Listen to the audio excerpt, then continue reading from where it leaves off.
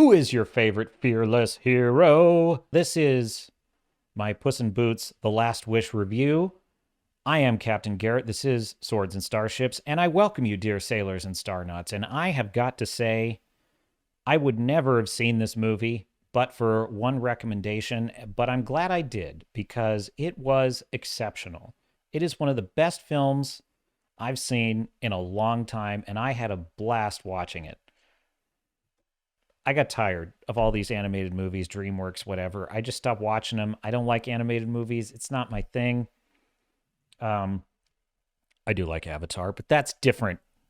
Gary from Nerdrotic. It's not the same thing. Anyway, they're for kids, and they all seem the same to me. They all seem the same. I can't stand it when a animated film trailer comes on because it's always the same crap every time. It's like, okay, here's the weird CGI animated whatever gimmick. Oh, it's the animated Boss Baby. Oh, it's the animated Pets. Oh, of course they have the same jokes. And then everyone always is twisting your arm all the time. Oh, have you seen The Secret Lives of Pets? Oh, it's so good. It's like, I don't care. I don't want to watch an animated movie about talking pets. I just don't. It's like, oh, but you got to see it. There's this great joke where the dog does this and the cat does that, and it's just like cats, and it's just how dogs are. And I'm like, oh, I don't want to watch it. And then I watch it, and I'm like, you know what?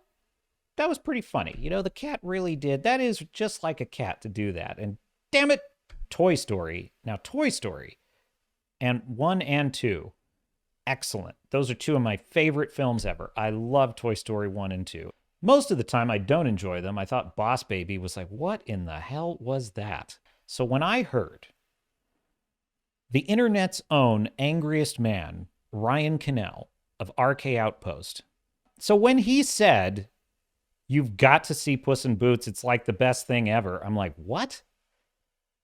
I did not see that coming. To achieve the peerless heights of being the angriest man on the internet, that is not an easy thing to achieve. I mean, who can expend that much energy about Denny's getting his order wrong? It's amazing. I aspire to such fury. So he sold me on it. So I went to go see it.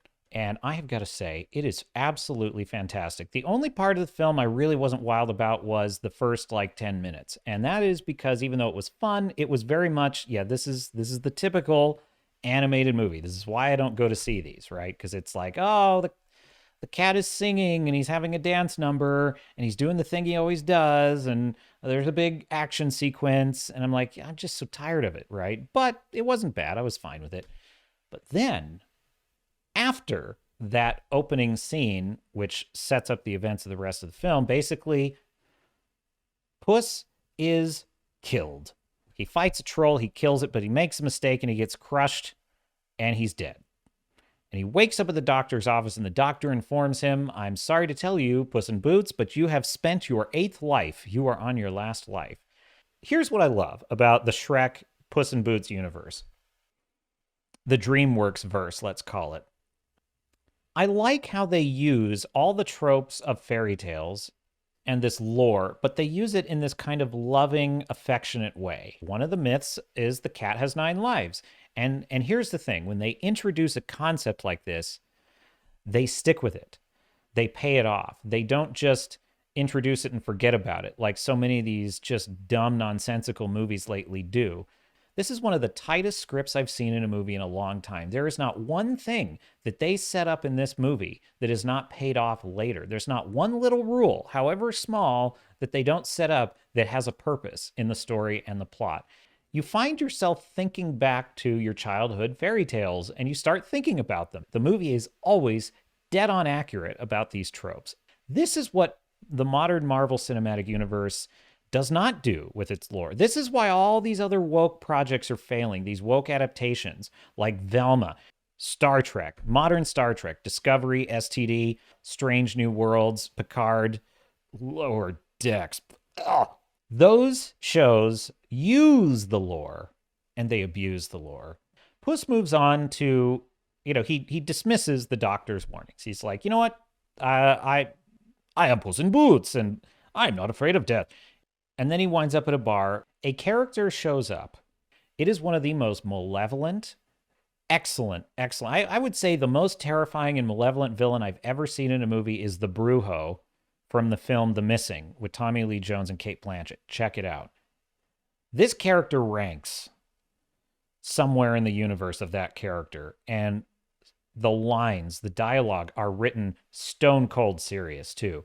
They write these lines as if this is a real live action classic adventure story and this is a serious threat to the main character. Love it. Every time this character shows up on screen, this villain, this dark stranger, every time this character shows up on screen, there is a palpable dread. And really, what's so great is this character puts the fear of death in Puss in Boots, and you believe it. You're like, this is what would make this character hang up his cape and his sword and give up.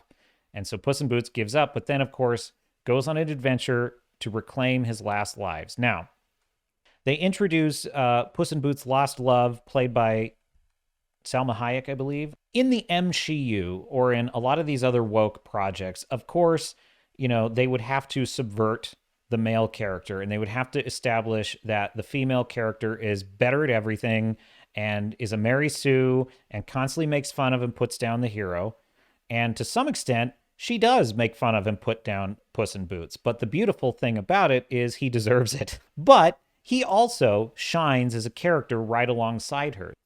The straw man argument that is used against YouTubers that criticize wokeness is that they don't like strong female characters and they just don't like seeing women take charge.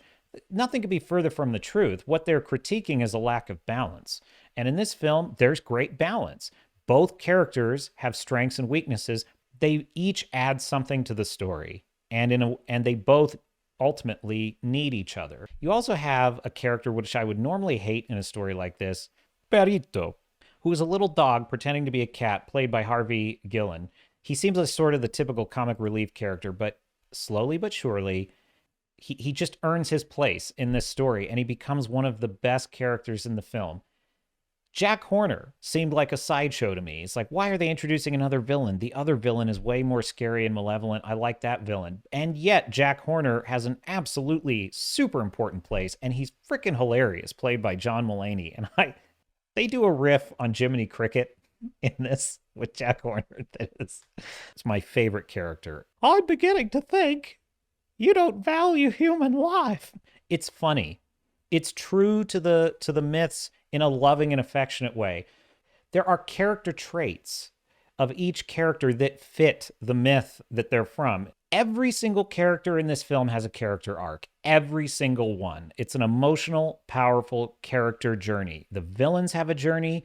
Every side character has a journey. Every hero has a journey. They all interconnect. They all pay off. And they all have an incredibly powerful purpose in the story by the end. Wow. This is one of the tightest scripts I have ever seen. If Mahler can find a flaw in this one, I would shave my head. No, I'm not going to agree to that. I won't agree to that. Mahler can find a flaw in anything. That would be a losing bet. So I appreciate an emotionally moving story. Antonio Banderas is amazing as this character. He brings this character to life.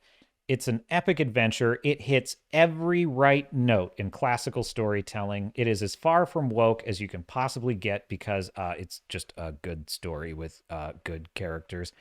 Every villain has a little bit of light in them. Every hero has a little bit of darkness in them. In a world where every 3D animated film looks almost pretty much like a carbon copy of the others, this film looks strikingly visually unique. It's visually beautiful. The artwork style in Puss in Boots, it is really inventive, and it's sort of that almost cel-shaded painted style. I don't know what you would call that exactly. It's sort of as if they're literally taking the pages, the painted illustrations of a storybook and bringing them to life. If you want to watch a movie that is beautiful, wonderful, and by the way, is kicking Disney's ass, check out Puss in Boots: The Last Wish.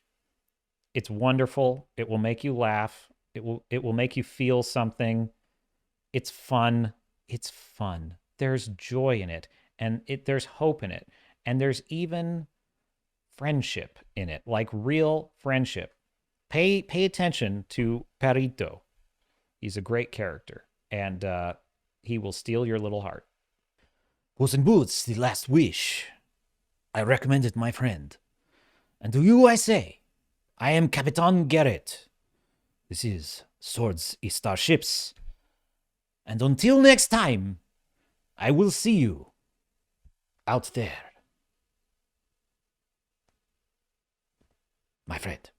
Make sure to check out my novel series, Blood and Oak. It's available now on Amazon. It follows the sword and sails adventures of Midshipman John Sullivan. When his sister is kidnapped and sold into slavery by the Barbary pirates, this daring young Navy officer embarks on a suicidal quest for rescue and revenge. It's available now on Amazon in Kindle, paperback, and a fantastic audiobook narrated by Travis Baldry. I'm not just giving commentary and commenting on the problems in entertainment. I'm doing my best to be part of the solution, and I would be truly honored to earn your readership and your support. Until then, I say hail to you, hail to the fellowship, and hail to the Iron Age of entertainment.